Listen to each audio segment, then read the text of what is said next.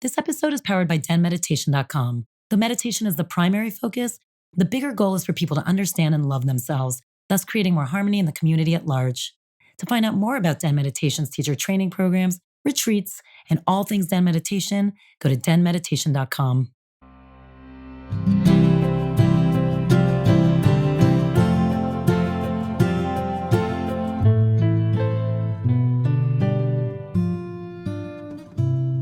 Welcome to DENtalks Podcast. This is Tal, your host and the founder of Den Meditation. We have Bradley Ryan on today, not only teaching at the Den, so if you like what you hear, make sure you go take a class of his.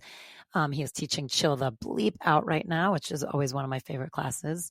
But he is a certified Reiki practitioner, a self-love expert, and self-care entrepreneur.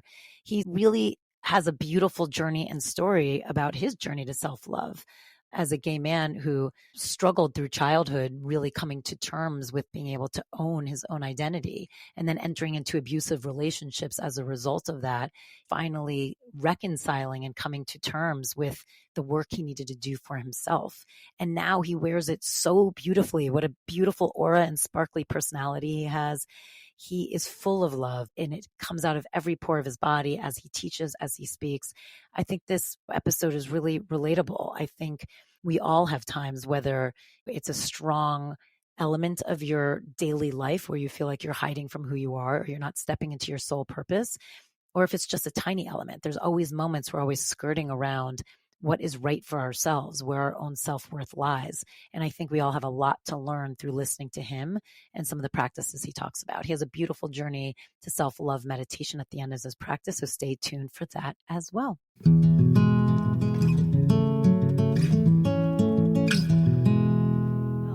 Hi, Bradley. Hello. How are you?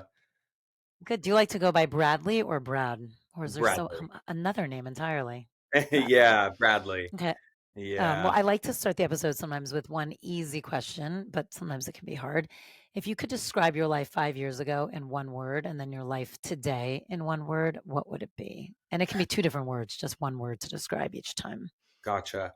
Good question. So my life 5 years ago, gosh, was looking back, it was a mess. Honestly. And looking at my life today, it feels it feels like sunshine. Feels So a good. mess to sunshine. Let's dig into that a little bit. What was going on 5 years ago? 5 years ago, I was a completely different person. I started my spiritual journey probably it was 4 years ago, so 2019.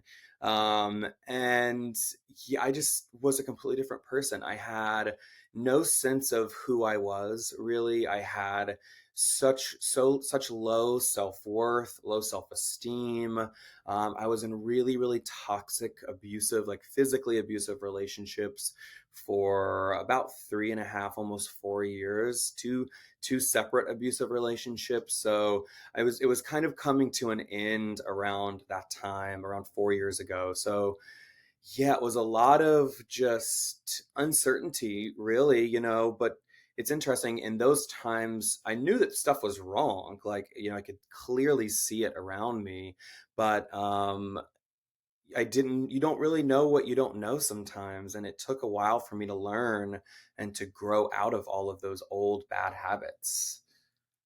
So talk about that a little bit. Was this something when you look back that was consistent as you were getting older and then it just kind of amplified, or did something change that was going on around that time? I think it was pretty consistent. If I look over the course of, my entire life, I remember just from such a young age as a gay man, living in North Carolina, it was like super country, gay was like being gay was not accepted at all. I was bullied in high school, even though it was not out. I was bullied in high school. I didn't come out until I was like 21. I was in college and I was actually outed. So I think just I always carried, this like heaviness with me, this sense of pretending like I was someone else, or like showing up and showing a face or a mask that really wasn't even me. And I was so used to doing that. I didn't even know that I was doing it. It was almost like that was the only life I knew. And I think it all just started piling on top of each other, and it got so high that it just came crashing down. When do you remember the first time that you felt like you knew uh, that you had to kind of keep this secret or not fully be you and kind of mask it? Do you remember when you started to realize like, oh, yeah, I got to start playing this game? Yeah, as being like a straight man, or just like, you mean Well, in like, general, it sounds like a lot of it was being gay. So from an early age, it sounds like you yes, knew you quote unquote could not be that. So you were like right, hiding it in some ways. right. You were never being you. But when do you remember kind of moments in your life where that became clear to you that this was why you had to act a certain way? I remember being in a relationship several years ago and having kind of like a aha moment. Like, I realized, like, I was dating someone who was physically abusive, emotionally abusive, and I remember just a really nasty argument that we had, and how it made me feel. And I remember, like, we were living together.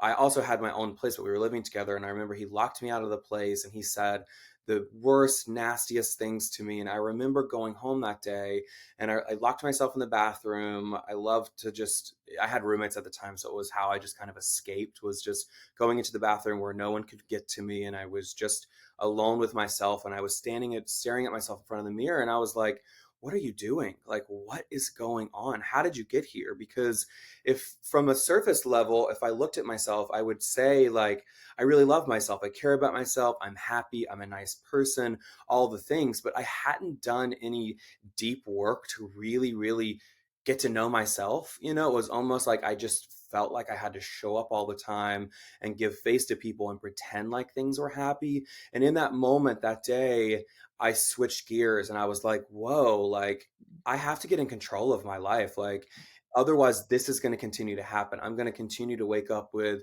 bruises on my body and my eye. I'm going to continue to feel terrible about myself and feel like this is what I'm asking for, or this is what love feels like. And it's not. And I changed just my mindset that day. I started dreaming more that day. And I really just started to take a look at myself deeper. It took a while to unpeel all of those layers, certainly, but I think that was a pivotal moment for me, of just like realizing truly that great change needed to happen if I wanted to live a better life. Do you feel that if he didn't lock you out of the apartment, was that the first time he locked you out of the apartment? No, it wasn't. It wasn't. And for some reason, that time it really sank in. Other times, like, it was like when I was locked out of the apartment, all I could feel was the helplessness, or the loss of love. Like, oh, if I don't stay here and try to get back in, I'm gonna lose this love that feels so wonderful when it feels wonderful. But Right.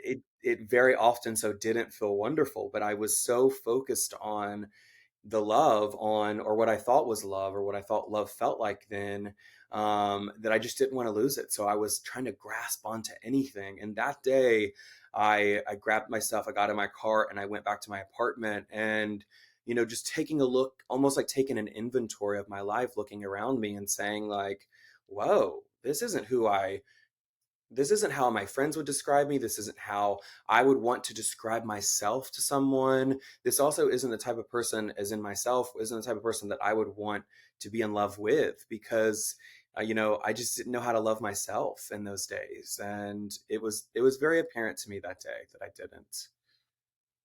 So you said you always up to that point knew how to put on face. So talk about like going back in your childhood. When do you remember starting to learn that rule of having to put on Ooh. face?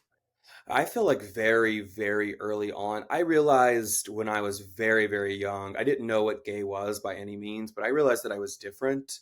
All my brother, who interestingly enough is gay also, but he came out way later than I did.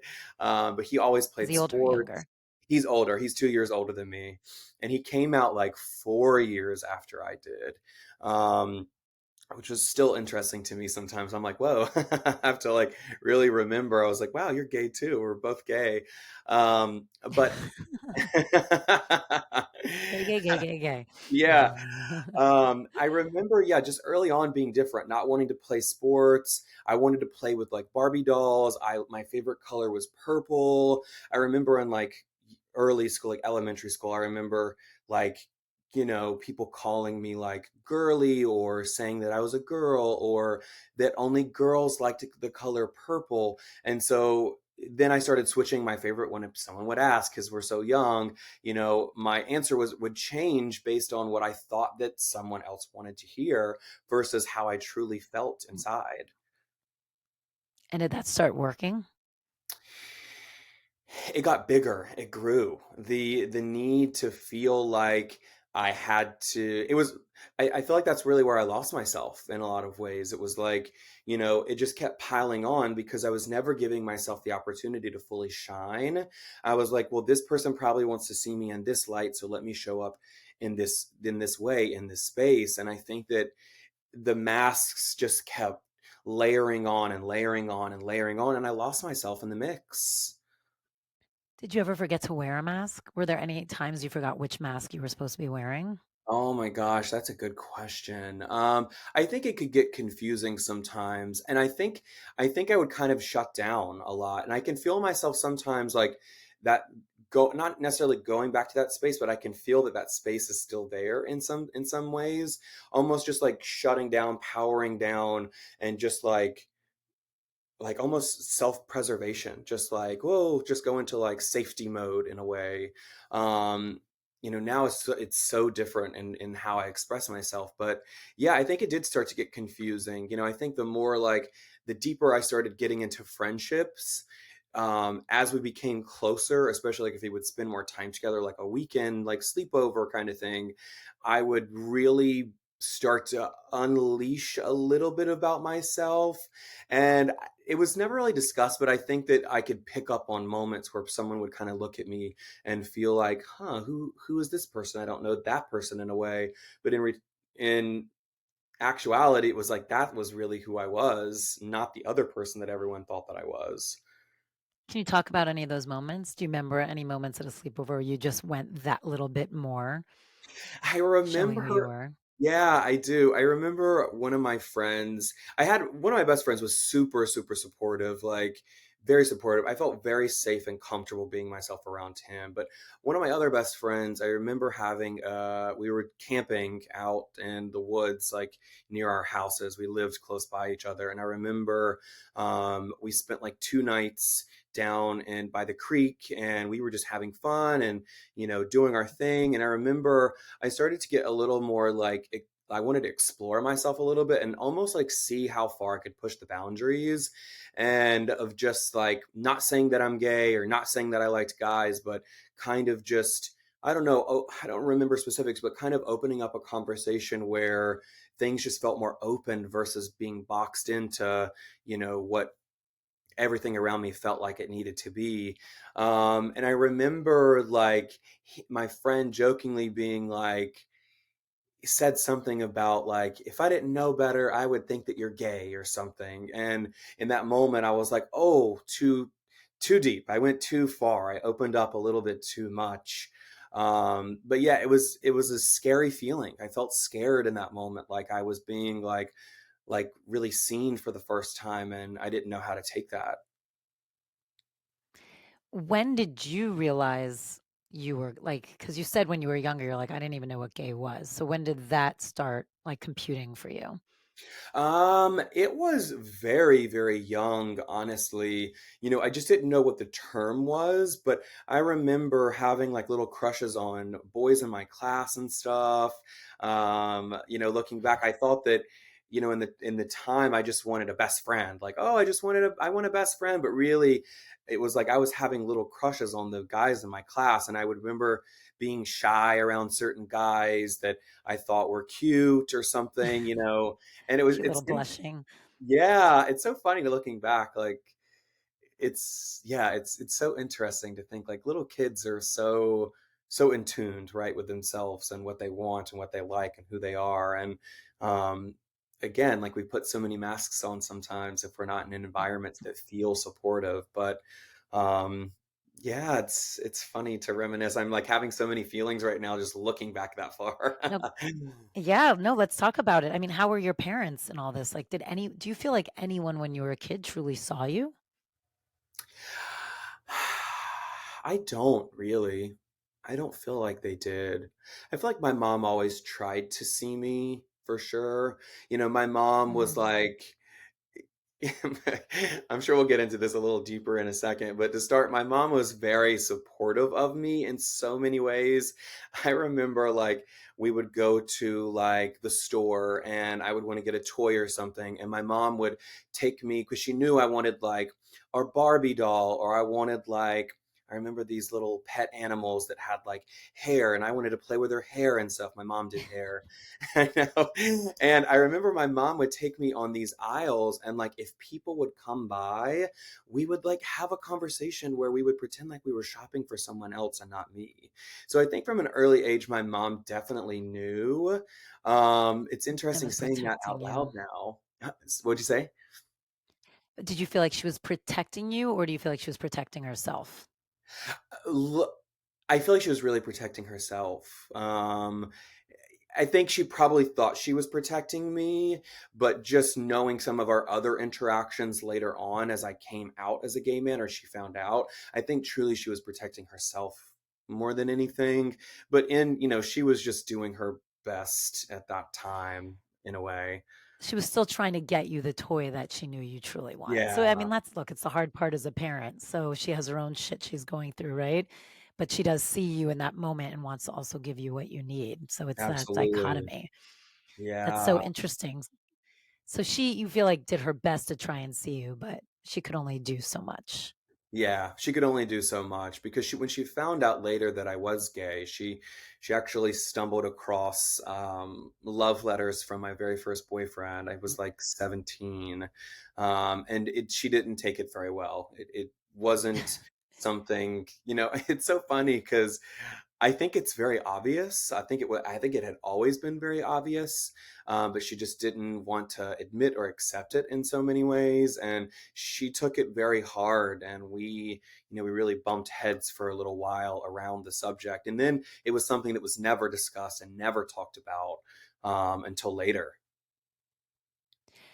So is that how you were outed, as you said? Was that she discovered letters, or was there another previous incident? There was another incident later, actually. A friend of mine, an ex-friend of mine in college, outed me to our group of friends. He had a crush on me, and it didn't go well, and it didn't end well. And in return, he outed me to all of our group of friends, and basically like the fraternities that we were in, like the fraternity, like sorority world that we were in that time. And honestly, like I don't know when I would have done it had that not happened. And in the moment, it felt like my world was like caving in, but also in the same breath at that time, I remember there being like ounces of relief. I would be like terrified and be Mm. like, oh, well, now it's done. But oh, wait, I'm scared, but I don't have to have that conversation now. So it was a mix of feelings, and I slowly just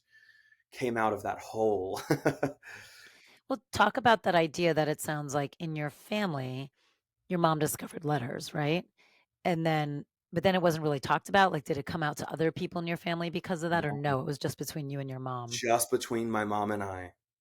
She kept it just Mm. between us. She never told my dad, didn't tell my brother. My mom and I were very, very close, like super close. So, I feel like if it was anything, she would have kept it between us. But so that made sense. But yeah, she definitely kept it just between her and I. And then we never talked about it until way later in life, a little years later, I should say. But yeah, now that I'm saying this out loud, it's definitely a pattern, like I was outed. My mom discovered that I was gay through these letters. I was outed from a friend. There were kind of like these reoccurring incidences where it was like shocked into being my true self, into letting myself be seen in those ways.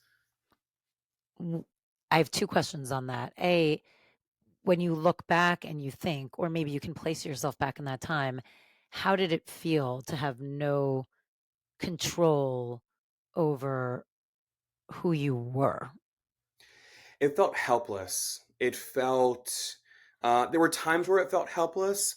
And then there were also times where I had accepted it. There was a lot of acceptance around it. And I thought that, my life would be just a life full of just wanting to be someone else that I really, or being someone else that I couldn't show myself. I had accepted in so many ways that that was life. This was before, the internet and just having access to like social media and seeing like all these Yeah. beautiful, like, queer community and both male and female, and seeing just like freedom of expression. And I lived in a very small town in North Carolina, so I didn't know what the world was like in so many senses outside of where I lived. We didn't travel a lot. We went to the beach. It was like 3 hours away. That was the only traveling that we ever did. But the energy there was just still the same. So I didn't know a lot about life. And so I just thought that that's what my life would be. I would want this, but have to show up and be that. Did you have an idea of what that was going to be for you? Like, had you already written that story? I thought that I would meet a girl, I would probably get married, I would have kids, but I would either have like romantic affairs with all other closeted men. And I just thought that's what it was. I remember like I worked at the YMCA when I was in college, and so many men would come in there to the gym with their wives, or I know that they were married, and they would come back up to the front desk and flirt with me and like make little comments to me and stuff like that. And I was like, that's what my life is going to be like. That is a way of life. That is how gay people like myself survive in this time, in this day, in this city that we're in a way. So I thought that that's what I would be doing. What was the first, because you were in such a town where it wasn't accepted, so everything was, and you clearly had a boyfriend at 17, but Yes. nobody knew. Talk about like the first times you ever had those interactions where you found someone. Like, what was that like? How did you know that it was safe? How did you know it was okay?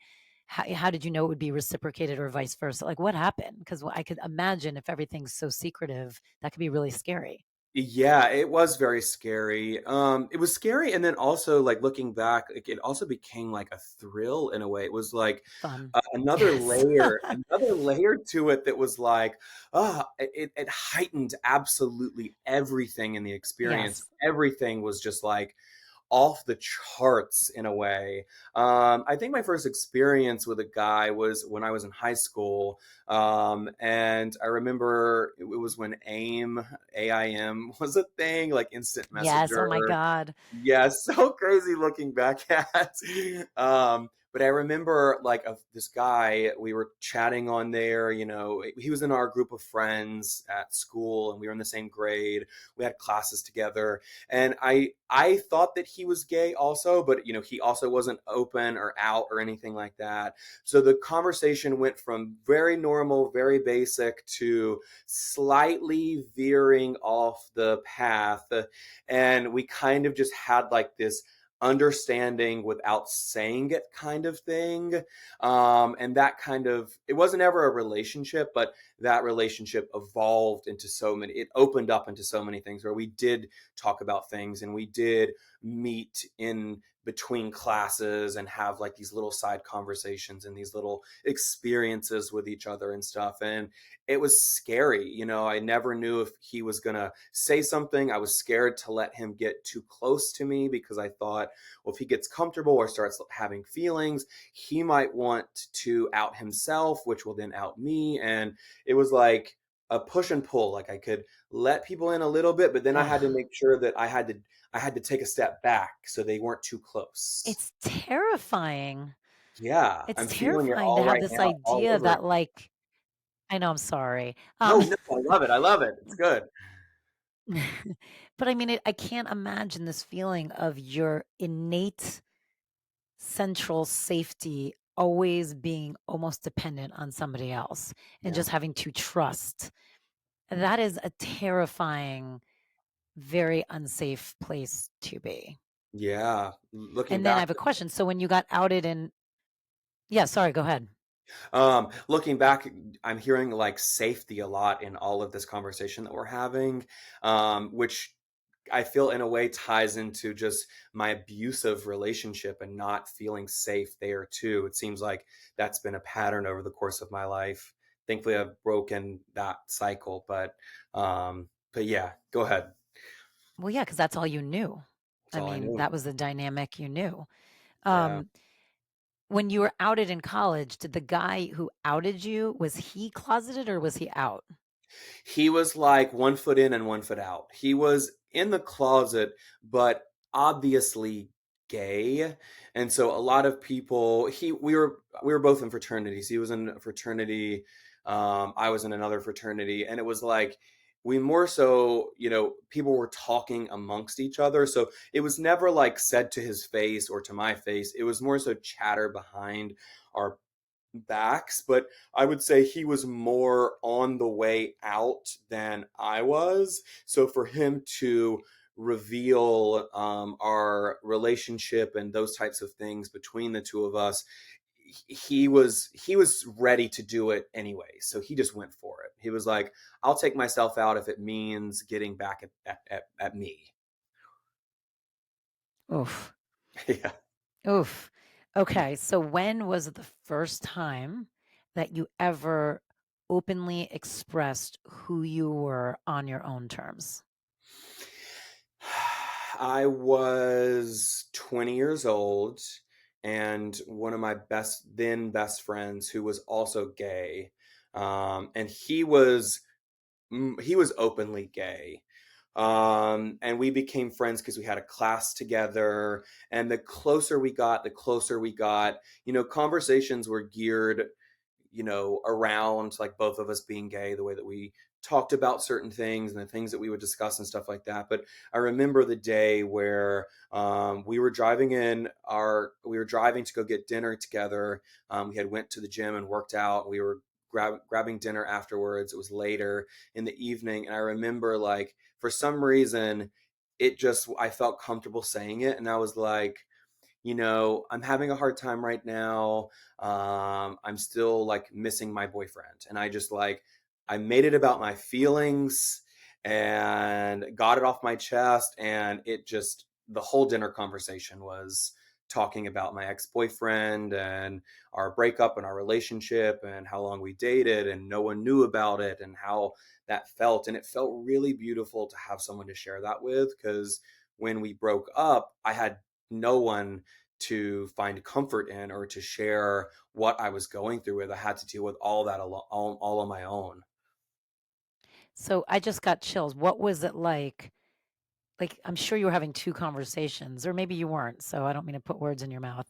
Like one that you were actually having with this friend and one with yourself, because this was the first time, I mean, you're 20, that you've ever just shared tete a tete, like with somebody yourself. Yeah. What was going on in your head? Were there like fucking like streamers popping off? Like what was like what was were you were you aware that this was a momentous moment or no? I wasn't aware of it until afterwards. When I got to my dorm and I was by myself, I really realized like the how big that moment was. And it was like I would be excited and elated about the moment and having finding my freedom even for that hour at dinner.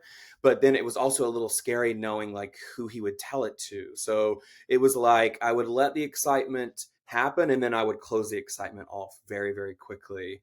But yeah, that was the first time I fully expressed myself. I think like I probably talked 90 miles an hour, like for the entire Mhm. dinner. Like I didn't come up for air because it was the first time I felt like I was actually breathing, during a conversation and being myself. So yeah, it was streamers were popping off. Yeah. And and then talk about when you feel like you got to a point in your life that A, you could have this conversation, but you even said even in this conversation there was some fear of who he was going to tell. Yeah. When do you feel like you stepped into this place of your life where you were like, I could give a shit who knows or they tell because there's nothing to hide? When do you feel like then you entered that phase? A Or have couple you? Yeah, I have, absolutely have. I think it was like No, and I know 2 you have, but then Yeah. I think it was like 2 years. maybe a year and a half after that conversation. The friend that I was referring to, we were in a group of friends, and we were all super super close. And one of my best girlfriends was in love with me, and it was kind of a problem that I had with. I would always want girlfriends. I'm like, I love my Hmm. girls. Like, let's go to the mall. Let's go do these things. Let's, whatever it is that we want to do, just have fun, right? I just felt very comfortable around girls. I always had. And so I wanted, that companionship in a female, whereas like a lot of times like they wanted more, because they didn't know that I was gay, or they were blind to it because they didn't want to believe it. And when my ex-friend outed me to my group of friends, when my girlfriend who was in love with me found out, that's when I really felt the most relief, because I think there was Mm. we were super super close. I mean, it was basically like we were dating with like no sexual like experiences between Yep. us. Yep. We didn't cross that. So but it felt like we were in a relationship. And so that was the one person that I was really worried about hurting the most in it. And it was hard for her. And I remember like after I was outed, I had to go over to her house the next day. She had a list of questions that she wrote down. And I was like, all right, Do you, let's what do were this. some of the, do you remember some of the questions where you're like, wow, okay? Because I'm curious.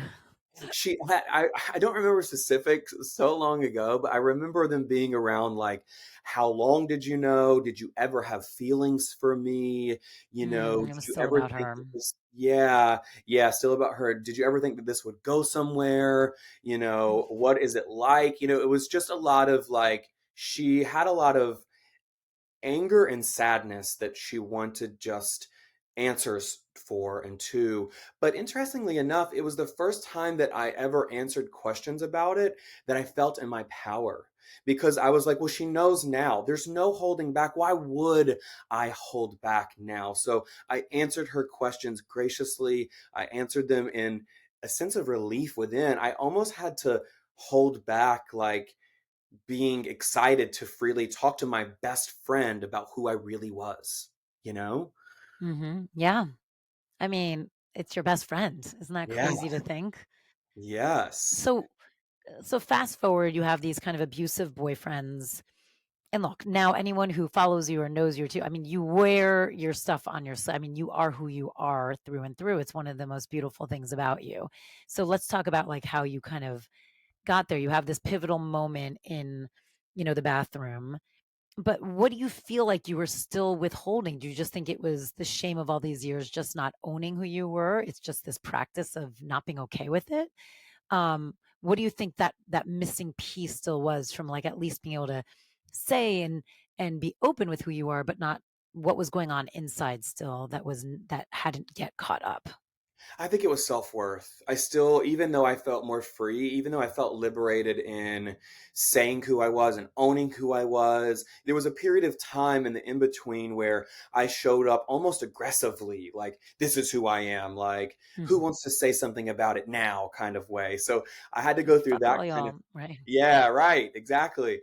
I went through that kind of phase, and then it was like still underneath the issues of self-worth wasn't addressed. Like, I had freed myself, but I didn't go deep within to love on myself. It was like, my wounds were still there, but I was yelling louder so that I didn't even hear the cries within me, right? Mm. So I really think that it was a lot of self worth issues, and feeling unworthy of, I don't know, being treated in a certain way, or thinking that love came with a slew of also issues. And I thought that, if someone's being mean to you because they're having a bad day, that just comes with love. That's what I would tell myself. I remember telling myself that so many times. Mm. They're just having a bad day, which is interesting because I mean, that's such the watery area of a relationship, isn't it? It's like wanting to be there for someone through their ups and downs. And then what's that fine line of when it's not okay with who you are, Yeah, right? It's right. tricky. It is tricky. It's so tricky looking back. I mean, I've been in a healthy relationship for the last a little over 2 years, and really it's the first healthy relationship that I've ever had. And it's such contrast in how we show up, how we speak to each other. We're so respectful of each other, and I'm like, whoa, this is what a relationship is. Like, this is what a relationship feels like. I don't know what I had been doing all those years in my life, but I finally found someone that sees me, allows me to be seen, and is conscious in how they speak to me, and also is aware of what I've been through, and wants to show up in like this, um I don't know, on the white horse kind of like vibe, where he's just like, I'm going to make sure you feel love this time. And and it's reciprocated. I have a lot of love and compassion for him, and we show up in a really beautiful way. Yeah, looking back, I can't, I don't know how I was in those relationships for so long. Like, it doesn't even, it seems like a completely different person, almost detached from who I am today. I was going to say, talk about that a little bit more because I mean, I think that's where your story is very relatable. I think people find themselves in abusive relationships often, whether it's physical or just verbal or Yeah. emotional. Um, Talk about, obviously yours was physical too, because you were saying you had bruises. I'm Yeah. assuming it was also emotional. Yeah. Very How, much. what, and yeah, talk about how people can recognize when they are in something like that. What are the warning signs? What are things people can notice that it's not just, hey, they're having a bad day? Right. That's a really good question. I think anytime something gets like physical, like that's obviously just a no-go. I think that we should all Yep. have the ability to either walk away from situations. Anger is a very normal human emotion that we're going to experience. It's all about how we are reacting to that anger and how we're letting that anger flow out of us, or how we're experiencing that anger. Because I think anger really is covering up a lot of sadness that we probably haven't dealt with. And I think like really just paying attention to how people consistently show up, and also how quickly they come back around. Because I was in relationships where people would, like out of nowhere, just like be jealous of something and go off on me and tear me down and say hurtful things about me, make fun of me physically, which is, I think, another sign. Like, if someone's attacking what you physically look like or features on you, like, that's really gross, and like, it's not okay. And send them love, but also save yourself and get out of that situation for sure. But I think, like, I never was in relationships where the person would have an aha moment and say like, hey, I shouldn't have said that. It was like they would just keep going, and then want to pretend like nothing had ever happened. And if I had tried to bring it up because I wanted my feelings to be heard, or for me to be seen, or for them to apologize, they would get angry all over again and repeat the cycle. They may not make fun of me in that time, but they would use their words and emotions and aggressiveness to just push me back into the hole. And then in my head, I was always so fearful of losing the love that I would just stop, and I would just accept what had happened, and I would try to look beyond it, and I would talk myself into like, oh, well, maybe they'll be better next time, and this won't happen again. And it always happened again. But you know, yeah, I think like a healthy relationship looks like, when something happens between the two of you, like, you come back around very quickly. Even like in the relationship that I'm in now, like, sometimes I'm used to being in relationships where like it was a lot of yelling, it was a lot of anger, it was a lot of like these like defense mechanisms that I had to build up to protect myself in a way. And sometimes, like, if like we're having a little disagreement, like sometimes I might yell, and like I immediately catch myself and I'm like, wait a minute, I didn't mean to use that tone with you. I'm sorry. Let's try this again. Or sometimes it's, hey, babe, I am in a mood right now and I don't want to deal with myself. So I'm going to go for a walk, and I'll come back in 10 minutes.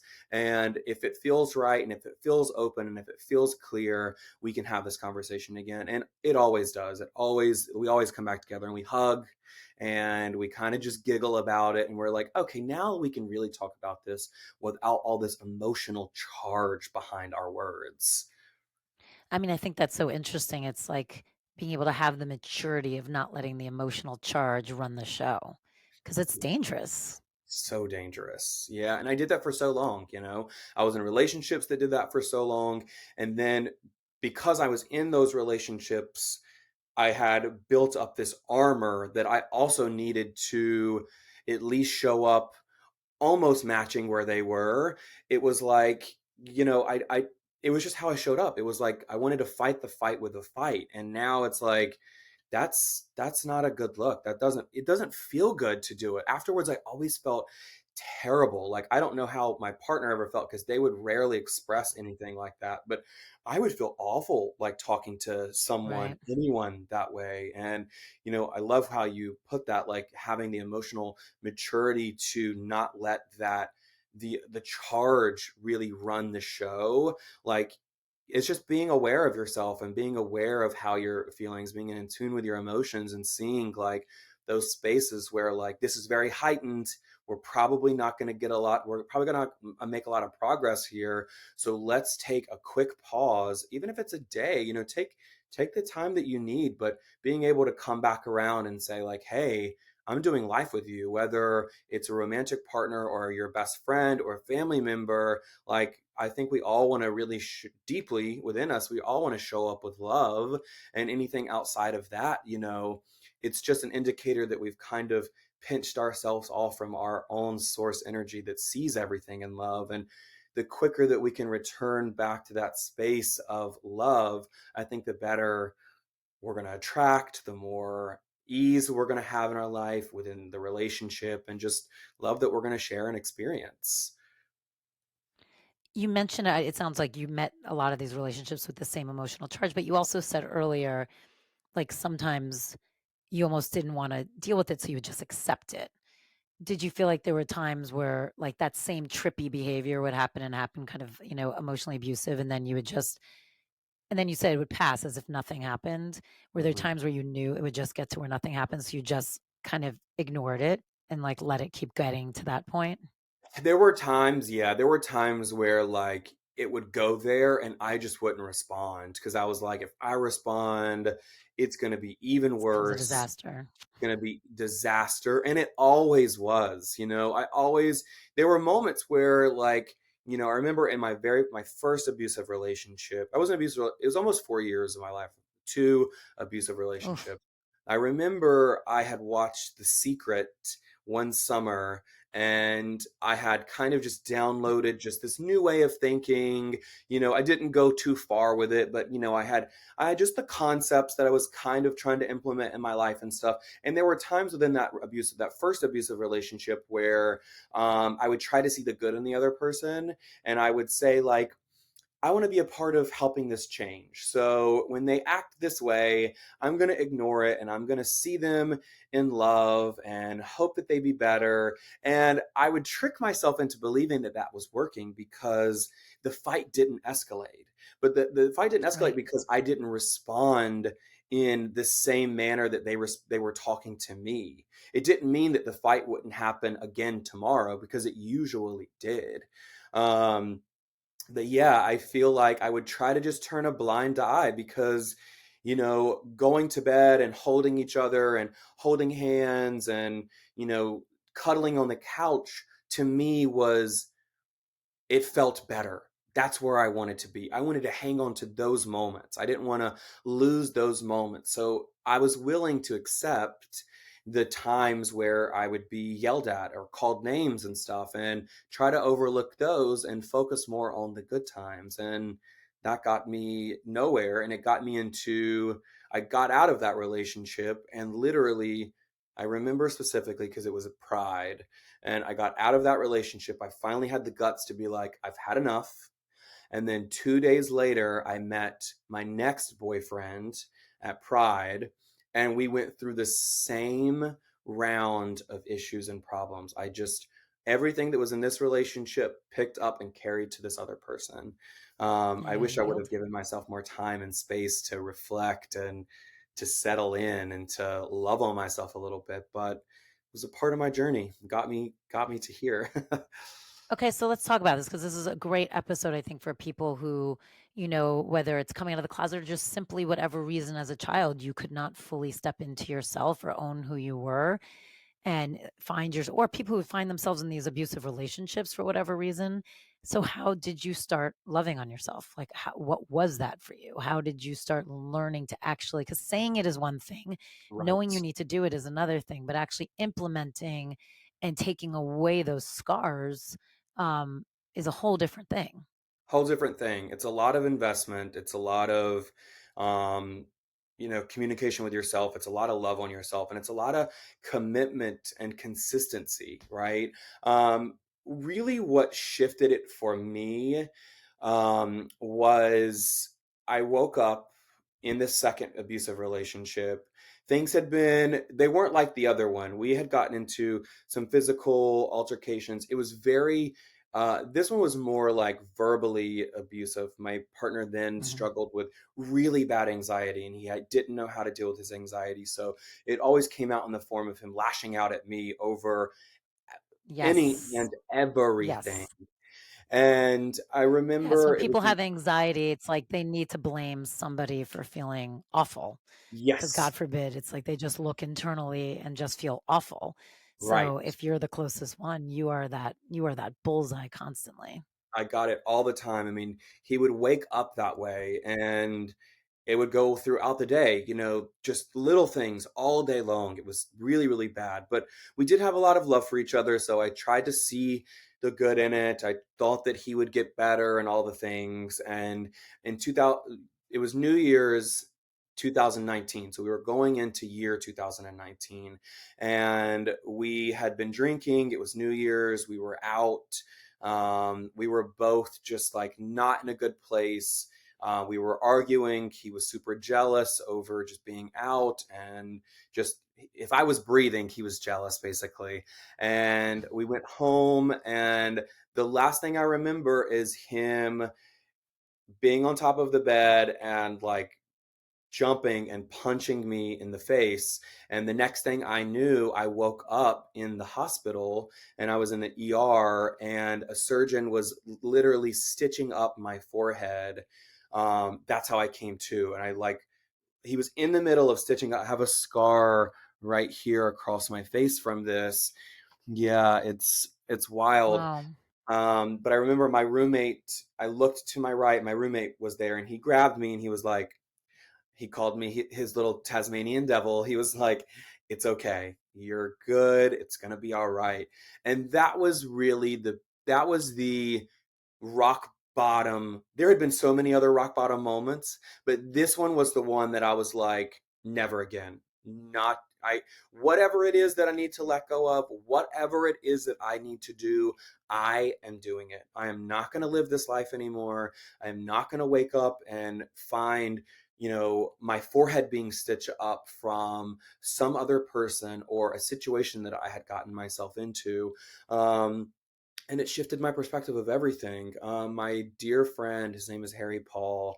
He is a shaman here, and he lives in LA. He's such a beautiful person in this community and just in life in general. He texted me the next day. No one knew about the accident or anything. He just texted me and was like, "I'm teaching at a new studio, a meditation class. I'm doing breath work. I would love for you to come." And I had a friend that was in Mm. town staying with me, and I said to her, I was like, "This is my sign. I've got to go do this." And I did, because when I woke up that day, like, I never thought that I would look the same. My face was swollen out to here. I had a black eye, and my actual eyeball was like bruised and bloody for like 5 months. I mean, like, I didn't know what life would be like afterwards. Um, and I went to that meditation class, and it changed everything for me. It changed everything. The breath work that night, all the stars had aligned so perfectly for me to just realize I needed to create change if I wanted change in my life. Mm. So breath work was your gateway. Breathwork was definitely my gateway. I joined the studio that night after class, and I went almost every day. I went 6 days a week to meditation classes every night. Sometimes I would go to back classes. I would go for 2 classes, I'd go for 3 classes, but it was my escape. Sometimes I remember in those early days where things felt kind of scary, like getting to know yourself can feel scary sometimes when you're not used to it. And I remember like when the meditation was over, not wanting to walk back into my outside life because I finally for once, I'm feeling this. I finally for once felt like I had found my safety, and my safety was within community. It was in a space where the space was being held in a really beautiful and loving way. And I felt like for the first time, I was like, I'm going to be able to grow here. I'm finally going to have the opportunity to grow. And I couldn't get enough of it. I could not get enough. When did it get? I find a lot of times when people are introduced kind of to their insides for the first time, that inner world, you know, at first it's very addicting and exciting, but then the hard work comes up because usually that's when you have to start uncovering some of the pain Yeah. and you start uncovering, some of the trauma. And I always tell people like it's not just roses. It's not just like the drug without doing drugs. There's the pain that comes with it. That then when you get past that is when you start really, seeing that solid ground that's ready to hold you. So talk about like when you got to kind of that stage, like when you started to really uncover some of the muck. Yeah. It was several months, honestly, into really adopting my meditation practices and showing up consistently, like, and committing myself. Um, I remember just as you described it. It was rainbows and butterflies, and it was blissful, and it was so beautiful Bliss. because it Yes. was a new experience. It was fun, but then like slowly you realize like, oh, like I've got to go deeper, and I've really got to start getting to know myself and taking these layers off and sitting with my trauma, sitting with my pain, and seeing how I can do better and to be better and to love myself. I remember one meditation that I went to, and I had done breathwork classes, I had done sound healing classes, just abundance meditations, morning meditations, just all over the map kind of things. And I remember one night I was going to a class, and I couldn't go to my normal class, and there was like a 5 p.m. class that I went to, and it was a self-love class. And I was like, oh, I don't need that. I love myself. I'm good there, right? Mm, And I feel like self-love is one of those things, like until you experience it, you don't realize that you weren't really experiencing it to its full degree or effect.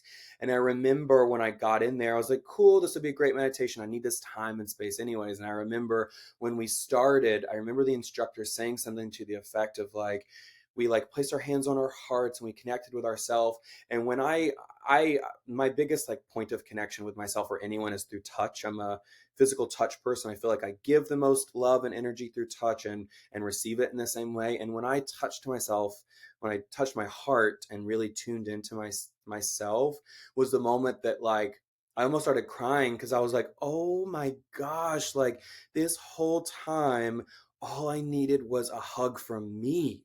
Like I just yeah. needed to hug me. I needed to give that love that I so easily turn to my best friend and give. I needed to turn that in my direction and receive that from me. And that was the moment that like I took my practice really outside of the classroom and brought it home and needed to pick up habits like I started journaling, I started doing affirmations, I started sitting with my trauma. I would write letters to my trauma, I would write letters to old boyfriends, really just trying to trigger these wounds, like seeing where they were placed in my body so that I could love on them. But yeah, it was definitely, it took probably like a year of me really sitting with myself and realizing, oh, there's another layer. Oh, there's another layer. Oh, there's Hmm. another layer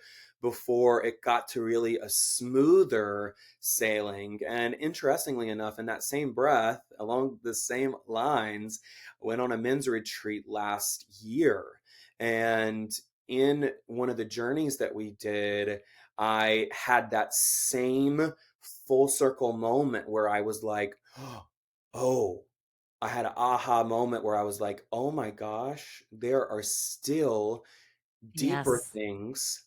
It's never going to stop. We're never going to get it done. We are, we're ever evolving, expanding beings. So, how can we possibly ever get it done if we're always going to be growing? And I realized that I had so many spaces in my life, even as a year ago, that I still wanted to fine tune and be better at and show up differently Mm. and show up more lovingly and compassionate. In that time, because I say it, I've explained this so many times to like clients and stuff, like it's like I've gotten past all of the icky stuff. But I was still so close to it that it was almost like in the back of my mind that it could happen to me again in a way. And so I Yeah. was found myself at times, even though like I was doing this work and I felt great and I was working with people and inspiring people, I would also find that I was being judgmental of other people still because I was seeing where they were in life. Like, are we aligned? Like I would ask myself that all the time with people in front of me, friends, coworkers, like people that I was doing projects with. I would be like, are we aligned? Because what they're saying right now doesn't feel aligned with how I feel. And that would scare me. And I would want to distance myself from them instead of holding space for them and having compassion for them that they, in their own terms and time, will grow just as I will.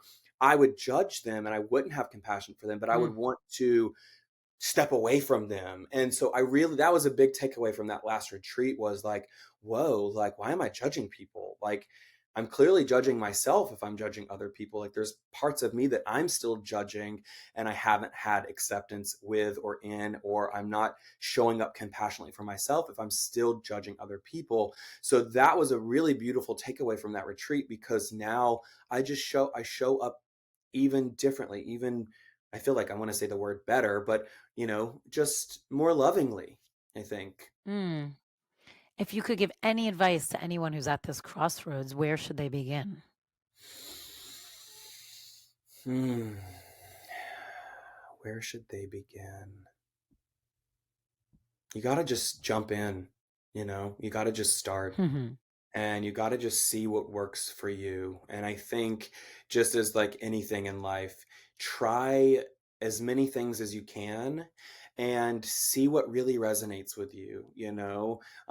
Something for me that has been a huge saving grace for myself is going on walks and being in nature. So anytime like I really need some love or I need to clear my energy, I always take myself on like an hour walk. I mean, sometimes even 2, 3 hour walks I've been on before when I really needed to go through stuff. But, it took a lot of just trial and error, seeing what works. Like it all works, right? It all adds value to our life. But there are certain things that would resonate with us a lot more. And I think just making the commitment to yourself, having that moment, like, looking at yourself in the mirror and having a conversation with yourself and saying like, I'm going to do good by you.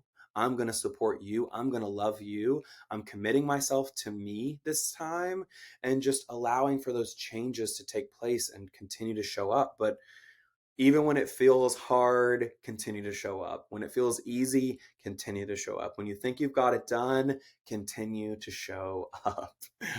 Mm. I love that. And just show up for yourself.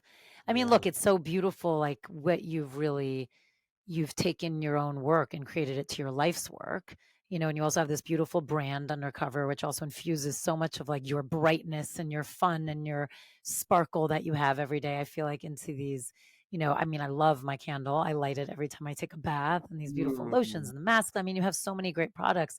It thank you. feels like, I mean, talk about a little bit, and then I know I've taken up so much of your time. We'll get to your personal practice, but when you finally really stepped into yourself, how you knew how you wanted to show it every day. Um, I think it was just that. It was being as bright as I possibly could be. I had dimmed my Mm. light for so long, for so many years, and I had I had plugged my energy source into other people for so long that I finally unplugged from everyone else and plugged back into me. And I was like, I am going to shine as bright and as colorful as the sun. And I am going to be loud and I am going to skip down the sidewalk and I'm gonna sing and I'm just gonna be colorful. I think that's really what it was just reminding myself that I have a beautiful light within me, just as we all do. And I'm gonna let it shine. And I think that I I'm gonna let it let it shine. shine. Beautiful Chorus has a song about that, and I listened to it this morning. So it's funny that we're singing that. Um, Oh, that's funny. yeah, I think just letting my light shine. Yeah, just being bright, being beautiful, being me, just feeling like I am being myself and allowing for that to Is there grow. something is there something you do every day specifically for that? Oh gosh, I do. So I've gotten really good about self-care. Self-care is like the number one thing that I always do. I said this earlier, like my escape always just in having roommates and just in life was always to lock myself in the bathroom and to just sit with myself, whether that was taking a bath or doing skincare or a face mask or, just actually having a conversation with myself in the mirror. So self care is a practice that I do every single day, no matter how much time I have. I always make time for it. A morning routine is always, I think, just the most powerful thing that we can do in our day. To wake up and to choose how we feel and to show up with love and with sunshine every single morning. I make sure that that's what I'm doing. I'm showing up every morning. I'm going through, you know, I have a toolbox of like, these are things that make me feel good. What am I choosing today? And I kind of have the same routine that I go through every morning. I'll incorporate different things here and there depending on how much time I have, but I kind of have the same morning and evening routine every single day. And I think just the consistency, even sometimes like I'm even saying the same thing to myself every morning sometimes when I just want to get into the flow. I just have to open the valve a little bit to allow the water pressure to really flow. But yeah, I think morning Mm. routine and self care has been like what has allowed me to really shine the brightest and to love myself. So now going all the way back, what's your relationship with your parents now?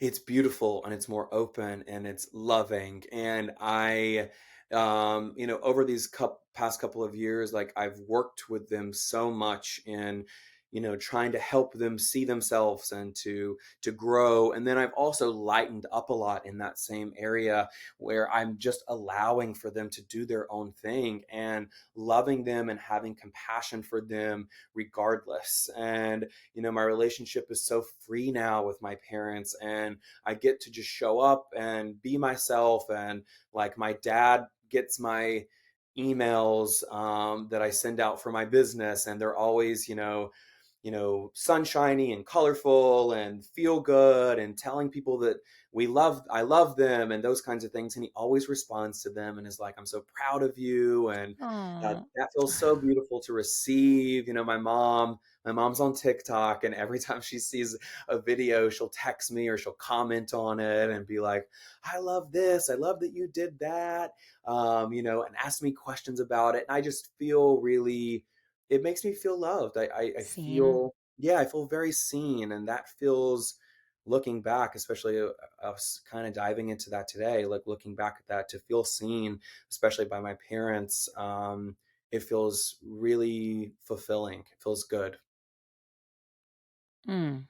Well, this is Yeah. so beautiful and what a wonderful share. Thank you for sharing because I think it's unbelievably relatable and necessary. I mean, I think we all put so much of ourselves on the side to try and keep things okay or copacetic or help someone out, whatever it is. For all of us, it's different. But I think there's so many instances, whether it's as acute as yours was or just even smaller notions of us making ourselves play small, um, that we all have to kind of reassess how we are actually taking care of ourselves or how much we are lacking the love that we think we may have for ourselves, and how do you go about recreating that relationship with yourself.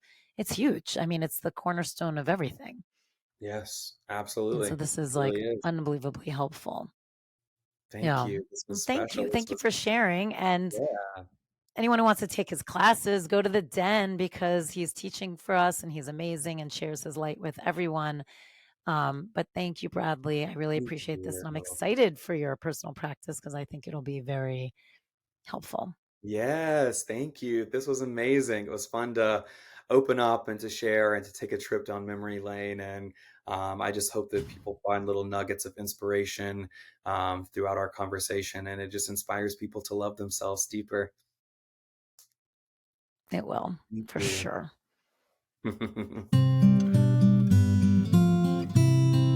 So now Bradley's going to lead us in his personal practice, which is a meditation for self love. All right. Hello, everyone. Let's all take a nice deep breath to ground ourselves in this space. And relax into the exhale.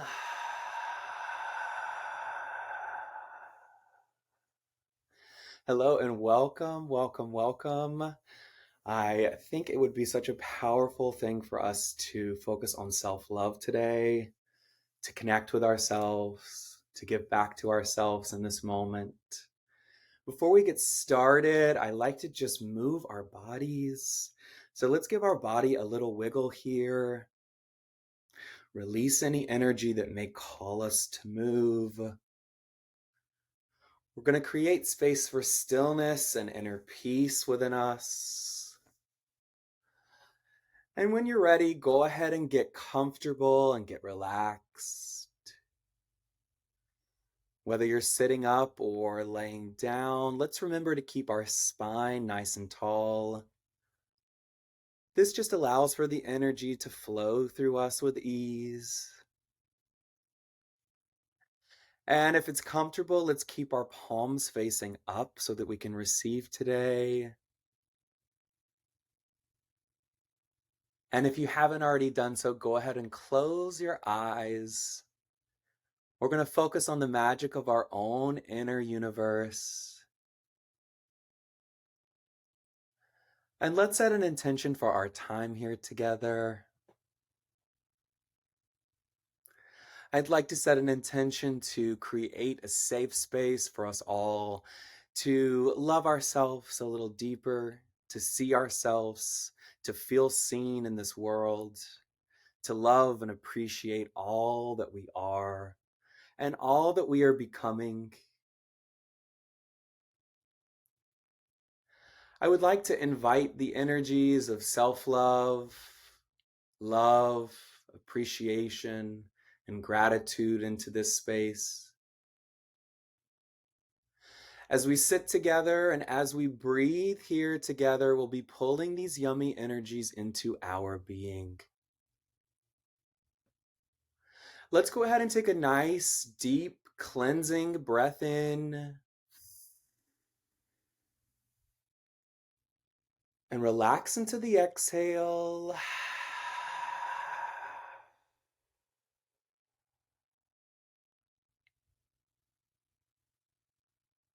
Another deep, healing breath in.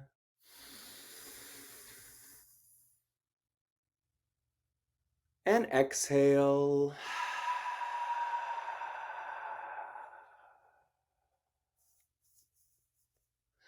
And one more full, loving breath into your body.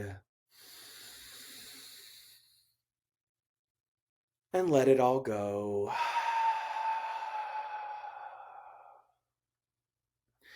Now, let's just allow for our breath to find its own natural rhythm and flow.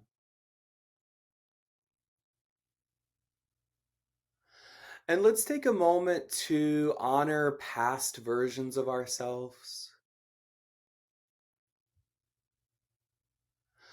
Let's send past versions of ourselves a big hug. I want you to join me in wrapping your hands around yourself. Let's give ourselves a hug right here.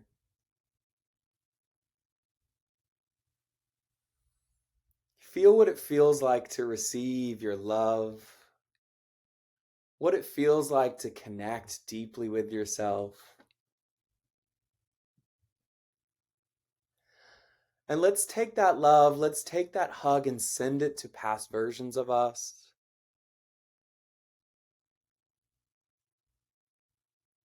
Feel yourself receiving this. Letting that version of you know that everything's going to be okay. It's all working out in your favor. And go ahead and relax back into your comfortable space. And now let's take a moment to honor future versions of us. Let's send future versions of ourselves love and peace and clarity. Future versions of ourselves would be so grateful that we're showing up in this powerful way that we are.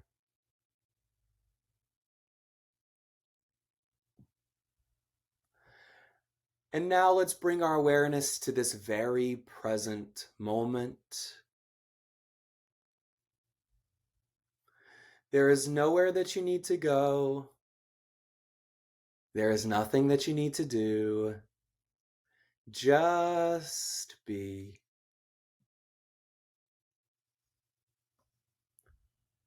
I'd like to take a moment to invite in our angels to be here with us in this space. Let's allow for them to cover us in this beautiful glowing light. Tune into that light and feel that light dancing all across your skin.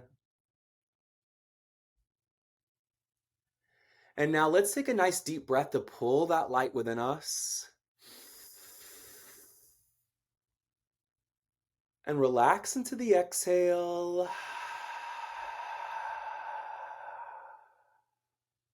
Acknowledging that everything this light touches will heal and expand. Just allow for this stillness. Allow for this expansion. Allow for your body to relax. And feel yourself sinking further and further in. Feel your shoulders softening and relaxing.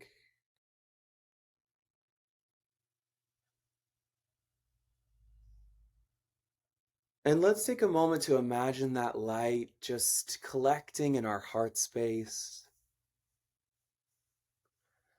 illuminating our heart space, helping us to shine so bright. And imagine that light moving down our chest, across our bellies, opening up all of our lower chakras. That light is moving across our hips, releasing any emotions that may be stored here.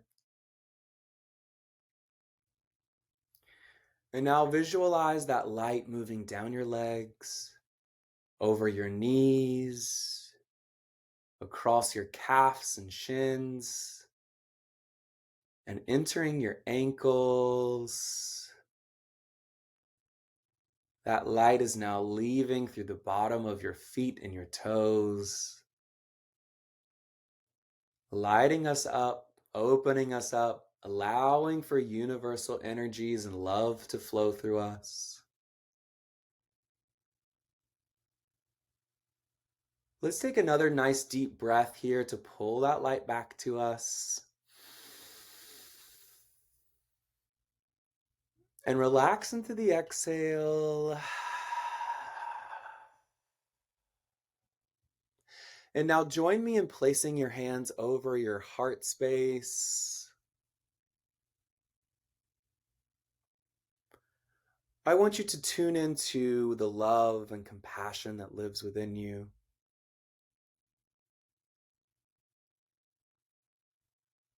Bravely connect with your heart right now.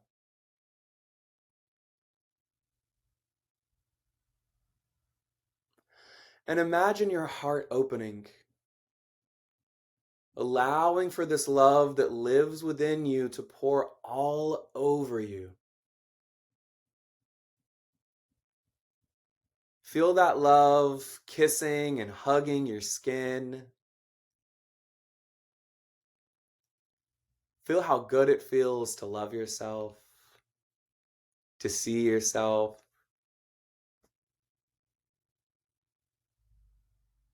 And now let's take a moment to extend that love out into the four corners of the space that you're in. Fill up your room with so much love.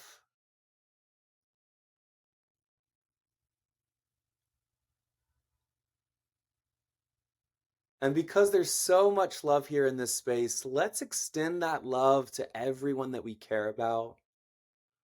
All of our friends, all of our family, our loved ones, our partners, everyone that we've met along the way.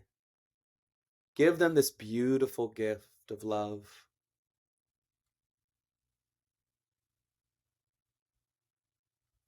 And now extend that love to everyone in the world. Feel that love reaching every single person.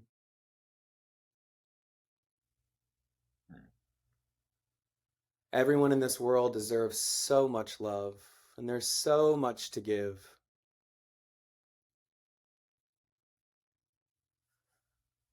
And let's take a nice deep breath to call that love back to us.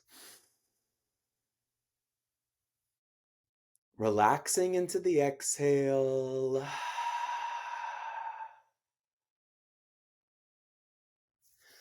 Now let's start rubbing our hands back and forth in front of our heart space.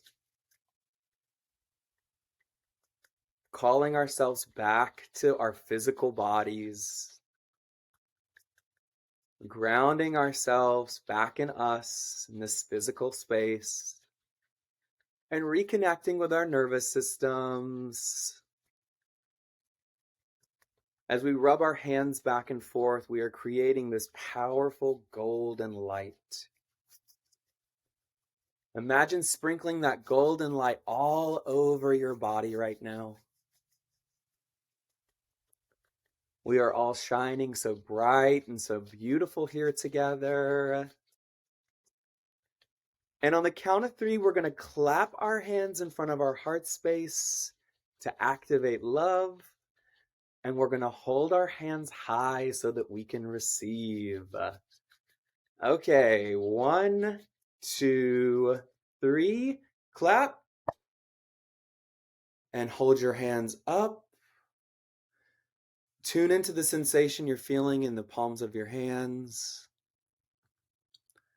Feel all of that love, all of that light returning back to you. You have all the power in the world in the palm of your hands. Continue to create a life full of love. And thank you. Thank you, thank you, thank you. This was beautiful.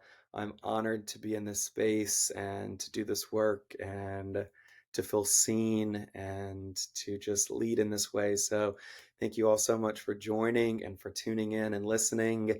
Greatly appreciate it and you. And I'm sending everyone a big hug and love and sunshine on the rest of your day. Okay?